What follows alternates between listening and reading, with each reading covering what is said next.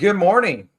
Well, after having a week off, taking a little rest and rejuvenating, the news cycle was just so polite and slammed us with unbelievable amount of news this week. Man, Just absolutely unbelievable. we get to talk Yeah. about stuff. This is exciting. Yeah, it's just a ton. Good morning, everybody. Brendan Rendo with the Homes in Orlando team, joined as always by Joseph Dion of Apley Home Loans. And we just let's look at it. We got the GDP number comes out this morning, right? Yep. Blows the market away. My gosh. Just absolutely blew them away. We got the Fed, everyone's 6 cuts. Everyone's now projecting not till June. You've got home builders missing their earnings and taking write-offs. It's just so much news out there right now that it's going to be a fun one today. Going to be a fun one. And so we just got the report for new home sales. Just hit. Yeah. Let's start with our gross domestic product. Projections were 2%. 2%. And 2%. We came in at a very, very hot 3.3%. Yeah, that's and that's for the fourth quarter, right? Yep. And we've got holidays. We've got all this question mark of what was spending going to be like, what was going to happen here, and we spent. People. That's not like a little bit above. That's like you're blowing it out. Yeah. And the joy of the Fed in December, I think, is just over the past couple of weeks has been really just kind of knocked down. And I think looking at this, I easily see them not doing anything till June, if they do something in June.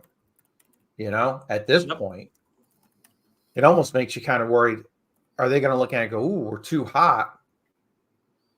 Or should we do another quarter point increase?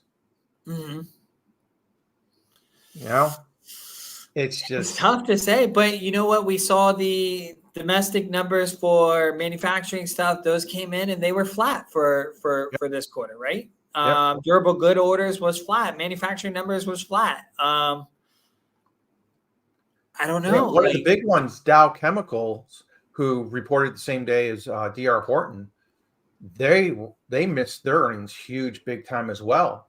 And that's off the background of all the decline in manufacturing that's going on in China. China was their biggest customer. And with China not buying anything, Dow's earnings really, they missed their mark big time. Yeah. So you see in a lot of the numbers, you see the writing on the wall. It's just, and then it comes back to the old, how much is this going to get revised down? Yeah. Will it get, how much will it Yep. I expect this one to get revised down. This is one of them that I expect to get revised down for sure. Yep. And what's interesting, you look this morning, you would think that number, the T-bill, would be heading in the other direction. You would think. You would think with that. And but that's where so far this morning for you, it could be a good morning. It could be good. Now, I think by end of day, I feel like we're going to have a full reversal, end up neutral by the end of the day. But right now, it's kind of interesting. And it's almost like the T-bill has reacted a little bit more to some of these smaller reports, right? Not the GDP numbers. So they're responding to the manufacturing numbers coming in flat instead of a gain, which means that maybe we aren't continuing the same trend we saw in the fourth quarter. Jobless claims, initial jobless claims, 214K or up 25,000 week over week. That's a sizable increase. The writings, like you said, the writing's kind of there. They're we know it's not as strong as it is, but the problem is what did we talk about last month? And every time that we talk, when rates go down, the market just heats up so aggressively. New home sales in December up 8%. We had 2 good months of rates, and we saw new home sales could jump 8%. Mm-hmm. And now what happens in January? Oh, we're probably going to hold off on a federal Fed rate cut. Like, we're not going to do it first quarter. Yep. We see this news. Why? Well, because the Feds are going, look what happened. We got a little, what just happened. We got a taste. Yeah. Like we've got that, like that cocaine high, like, you know, like they got it and they tasted it and they responded so aggressively. The markets responded so aggressively, so quickly. Yep. Yeah. Cause we saw, and this came out from Reuters on the 23rd, and it everyone kind of like, oh my gosh, what do you mean they're not going, they're going to wait till June? And it's like, we kind of told you that. Yeah. You know, all these people who just read the headlines and like, oh, you know, the experts say 6. I'm going to become an expert because I love getting shit wrong and not getting blamed for it. The next time I do something wrong and my wife yells at me, I'm just going to say, but I'm an expert. 50-50 shot. 50%. Yeah, try that. Try that one, Joe. Yeah. Hey, honey, yeah. But I'm an expert. You know, I've got a 50% shot of getting knocked upside the head. And that's it. But so we've seen, you know, we had dropped to what, about 3.8 on the T, and we've slowly and gradually over the past week and a half or so, you've seen that push back above that 4% mark. Yeah, we're at 4.13 right now. Yeah, yeah. So the jubilation, like you said, the jubilation's gone. The high is gone. And now it's kind of like, okay, yeah, we're back here again. Oh, you know, what can I do to juice the market? And, you know, it's interesting because here's our March target rate. And you still, you know, we've come way back, back December 22nd. We're at 75% of the people believe March was going to be the first rate cut. Everyone was pushing March. Yeah. They're going to cut rates in March. Well, look at it right now. We've pulled way back. Mm-hmm. We've actually got over 50% of the people now saying, this is before the gross domestic product came out this morning. You know, we're seeing people at 52% that, hey, we're probably not going to get it. Yep. And I expect this over the next 2-3 days, even week, probably when we look at this next week, I really expect this thing to drop to maybe about 20%. There's always those, you know, those people I think are going to hold out and really believe that, hey, they're going to cut, but not with the numbers that are being put out right now. Yeah. You know, I can't see Powell. They're going to lean on the air of caution, right? Yeah. Well, he's always said they may stay higher longer. Yep. And that plays in my head every time I'm looking at numbers. They may stay higher longer. So, and we've got some home buyers out there right now who are going off what people are putting out there, which is, oh, the Fed's going to cut 6 times. You know, I'm going to wait.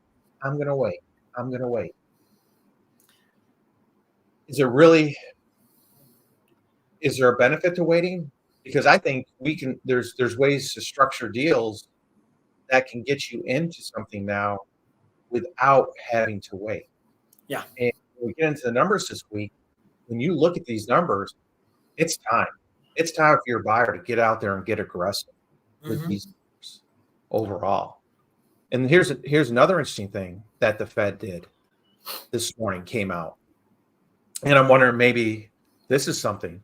But remember when the banks failed last year, they set up a new program, short-term program, just overnight, and it was called the Bank Term Funding Program, BTFP. And it was designed to help the banks with the liquidity so they wouldn't shut down. Well, what happened in November is it actually got to a point where it became an arbitrage point. Yeah. So they could borrow at 4.8 and stick it in the overnight with the Fed at 5.4.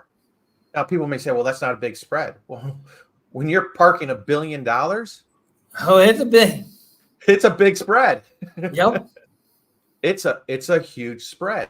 And I can't believe it took this long for the Fed to figure this out, because you see, when that happened in November, look at the borrowing. It went from about 120 billion to 160 billion. Yeah. I mean, but this is why the banks are the banks. Like, they're smarter than us, right? Like, they figured out how they can borrow money from the government, then park it with the government and make more. Yeah.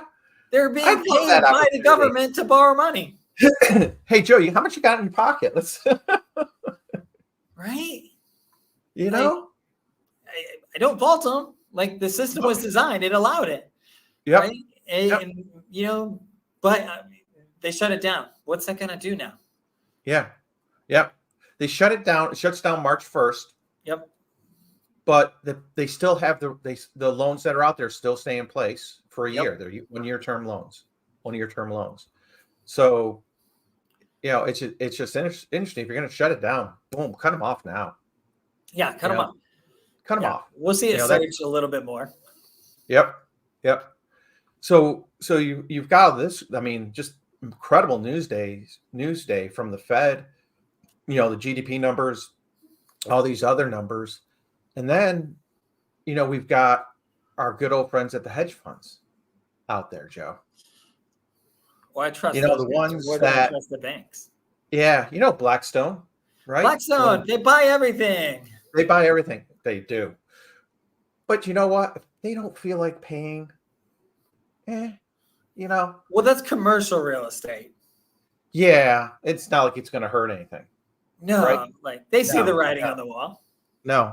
So here's BlackStone, who walked away from their headquarter building in New York City. Walked away. Okay. So, like, literally just walked away. Defaulted. Just walked away. Yeah. Forget it. We're not paying our bills. Yeah. Just defaulted on. So they must be struggling. Yeah. $308 million default. Hey, I'm sorry. Things are so tight right now. I couldn't buy my kids any Christmas presents, anything like that. Oh, wait, I'm sorry. Hold on. Wait, I'm sorry. I actually have $200 billion of dry powder that I'm going to spend. We're going to default on our loans because not good investment, but we still have 200. Like, where's the common person can't do this shit. Like, no. How do they get away with that? How do they sit there and say, hey, we're just going to default. We're not going to pay this. It's commercial. It's bad investment. We're going to let it go. Yep. And then but have all the financial means, and that's the crazy part. Like, they have the financial means to they could have paid the loan. They could have paid it in full. Yep. They chose not to because it was a bad investment. Yep. But right now they have $200 billion to invest. Pennies. $200 billion. And they just promoted like 6 guys, And let's see. For more than 60 years, collective experience investing for BlackStone and would lead an extremely active period of investment with over $200 billion to spend. I like it. Yeah. Yeah. So it's going to make it real fun again. With buying season. When we start going out. When you start going out and all of a sudden you see this cash offer pop up, it won't be under BlackStone's name per se. No, can't do that. But such and such investment company, I'm going to come in and I'm going to offer you 10 grand above what your asking price is. And then they're going to rent it. I know there is legislation out there. To potentially prevent institutional buyers, right? Yes. That legislation getting passed. Portfolios, I can't see it making its way. Not when they got everybody in their back pocket. So you've got this going on in the background too. And then D.R. Horton this week came out with their earnings. Yeah. Missed. Just flat out butthurt miss on their earnings overall. Yeah.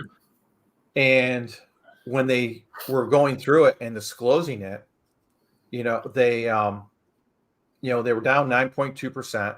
And what's the reason for being down, so, close to 10%. And basically they've dropped 220 basis points per house. So they're losing some serious money per house. And they had to take a $65 million charge to cost of goods sold. What is that charge? It's those incentives that we see for every home builder that's out there right now, buying down those rates.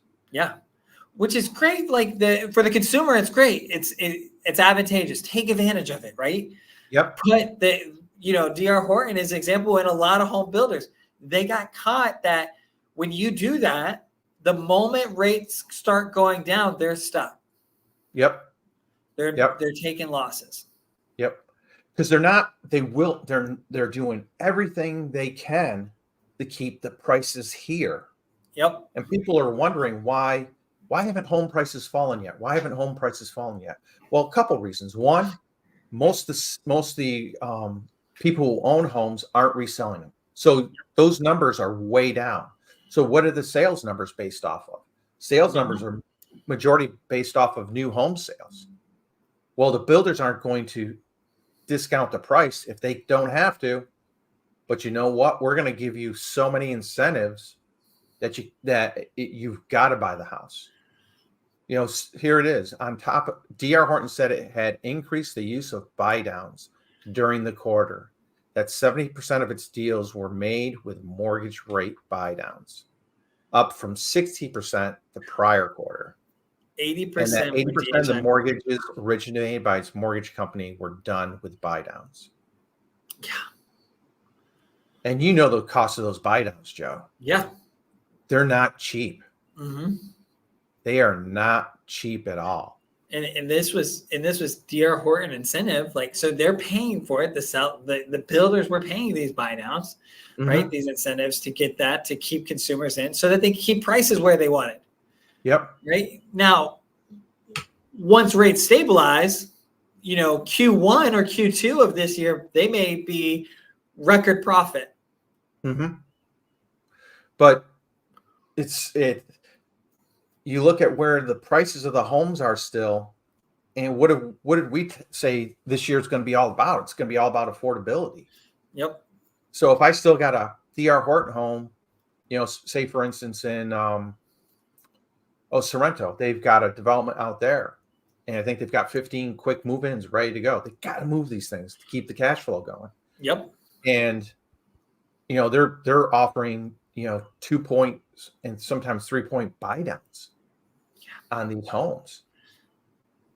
And it's the only way, because if you keep it at that 6.5, where are we, 7% right now? Yeah, right around 7. People can afford those homes. Mm-hmm. Yeah, because these are new builds, which means they don't have set tax bills yet. So they're using basically tax estimates, which for affordability, for qualifying, we know the tax estimates are higher than what the tax bill end up being. But the thing is, they have to qualify on that estimate from the county, right? Yep. That's based off the sale price, not off of the assessed value that the county is going to give it, because the county hasn't given it an assessed value yet. Yep. And I thought this was interesting, and I had to ask you what this meant. To hedge those buy downs, the company buys, quote, forward commitment pools for the next few weeks of deliveries, essentially. Yeah. Explain that. So kind of what a forward delivery is, basically when and it's a strategic place. If you do it right, you can make a lot of money. If you do it wrong, you can be screwed up, right? So when they do a forward commitment, basically what they're saying is, hey, we're going to deliver this many loans at this interest rate over the next 30, 60, 90 days, whatever it is, right? Now, when they go in and do that, they're paying a premium to do that, right? Because they're basically locking in today's pricing, right? Yep. But they're paying a premium to allow today's market pricing to carry for 30, 60, 90 days, whatever the time limit is, right? Yep. So they're prepaying this. So whether they deliver those or not, they've already paid for it. They've already spent it, right? And then if rates go down and they committed at this higher market, right? Now, Yep. whatever that saving, there's no savings for them. They already committed at the higher price. So now they're losing out. And that's why I'm getting inundated every single day. It's not like a couple times a week now. It's every single day from every builder with their quick move-in sales. Yeah. Because it's not just D.R. Horton who's playing this game. Yeah. It's all of them. It literally is all of them are playing this game. Mm-hmm. So it's interesting to see because we I'm not sure when Lennar reports. I need to look that up. And some of these other Pulte and some of these other big builders, when are they going to report on this? Because I think we're going to see their stocks and their numbers struggle for a little bit this year until we start getting, those, start seeing some of those rate cuts down the road. So, I mean, there's a lot of interesting stuff that's going on right now. And, it's affecting the overall market. And that's why I think it's still a good time for a lot of people to look at houses because you're seeing the pullback, you're feeling the pullback. And when we look at numbers this week overall,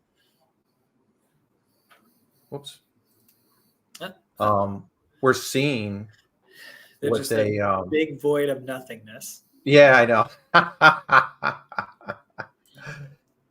Don't make fun of me. I tried something new today, and it actually worked okay. So I wasn't too disappointed. I think it was great. So there we go.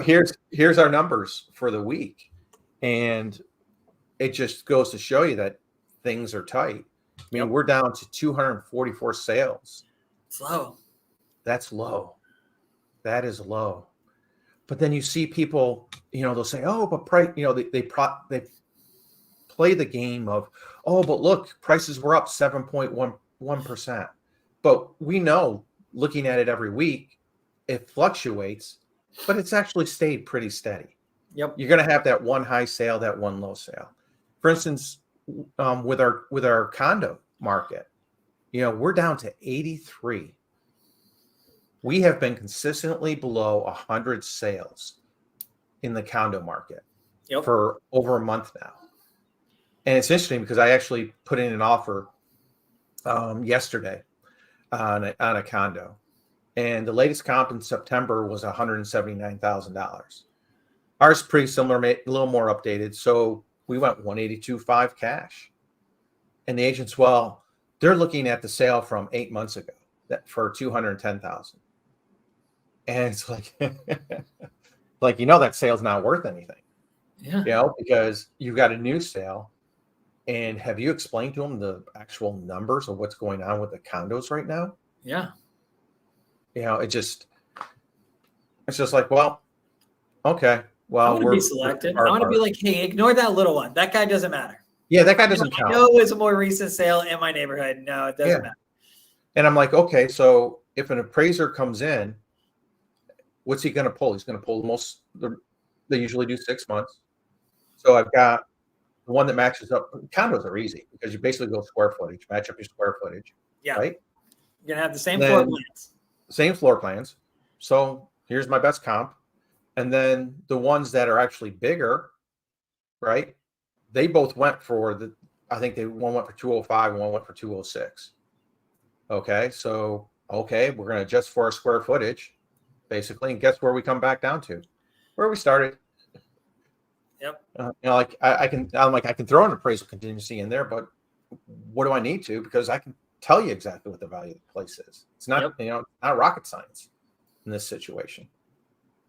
So, and then we got our inventory. We're still growing in on our inventory. Yep. Overall, we're up to 37. Up 37. Then this was the thing that really, really kind of just blew me out of the water. Original list to sales price. Down 8%. Before the end of the year, we had dropped about 94.5. Mm-hmm. We're at 91.99%. And it's across the board. Yeah. Under 250K, 88. 250 to 300, 93.7. 300 to 400, 94.5. 400 to 500, 94.7. 500 to a million, 93.6. Over a million, 84.2. Everyone's dropping their prices. Yeah, across the board. There's deals, like there's opportunity to negotiate every which way. Every which way. For that buyer. Yep. Inventory's up. Price drops are increasing. Days on market. We've jumped to 61 days on market for average. So it's pushing. It's really pushing. You got home builders giving all kinds of incentives to buy a house right now. Yep.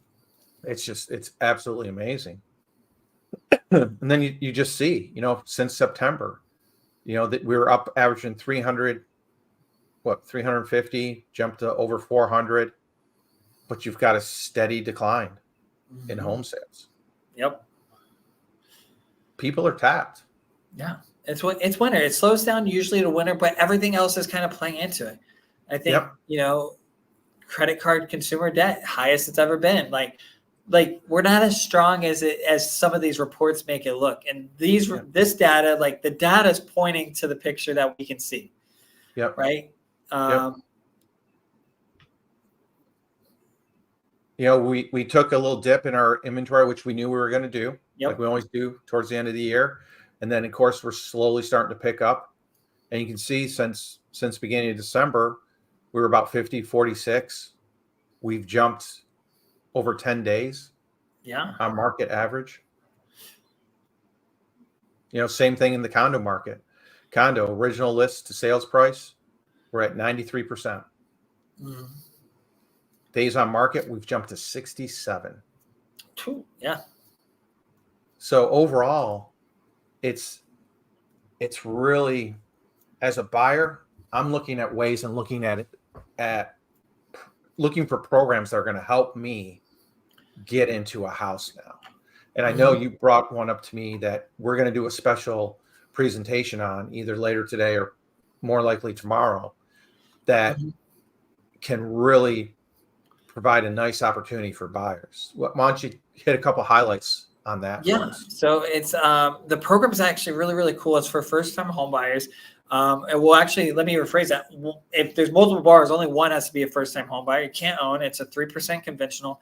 But what's really cool is if you live in certain designated census tracts, where there were only like 5 or 6 when the program came out in 2022, is when it kind of came out, really rolled out in 2023.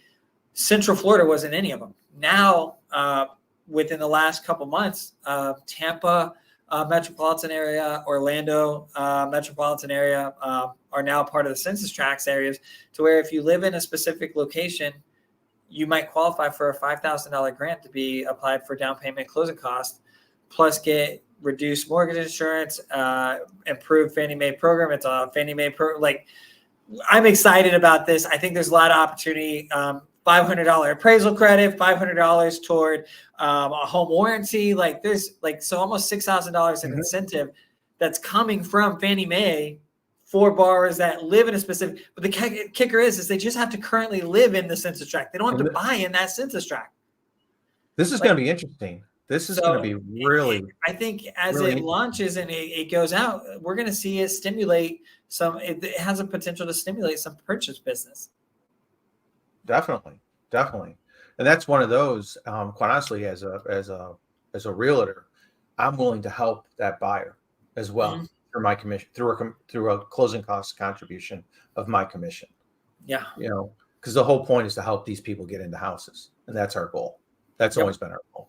Get as many people into houses and into home ownership as we possibly can. So I'm looking forward to getting more details on that and putting together a great presentation. So we can let people know, get people ready to take advantage of this, because you never know with Fannie Mae how long they may last. The program is there today. Will it be there tomorrow? We don't know. We don't know. Well, thank you for your time today, Joe. Great show. A lot of news. Thank you, everyone, for joining us. and we'll see you again next week. Take care. Have a great one, guys.